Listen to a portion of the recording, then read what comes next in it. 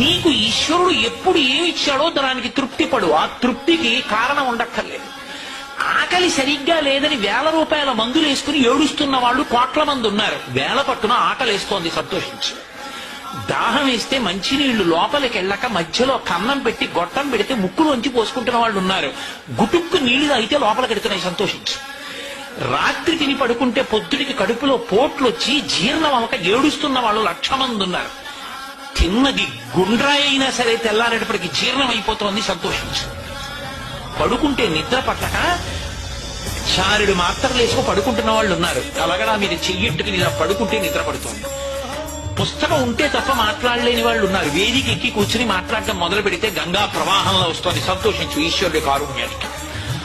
కొంతమంది కూర్చోలేని వాళ్ళు ఉన్నారు, కూర్చుంటున్నావు. నడవలేని వాళ్ళు ఉన్నారు, నడుస్తున్నావు. చూడలేని వాళ్ళు ఉన్నారు, చూస్తున్నావు. వినలేని వాళ్ళు ఉన్నారు, వింటున్నావు. ఈశ్వరుడు నీకు ఇచ్చిన దానికి ప్రతి క్షణం తృప్తితో ఓలలాడిపోవాలి. ఎన్ని మాటలు కృతజ్ఞత ఇస్తావు.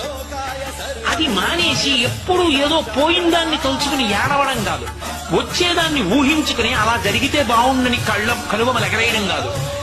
ఇప్పుడు ఇక్కడ నీకు ఈశ్వరుడు వర్తమానంలో ఏమిచ్చాడో దానితో తృప్తిగా ఉండడం అలవాటైతే వాణ్ణి మించిన భాగ్యవంతుడు లేడు.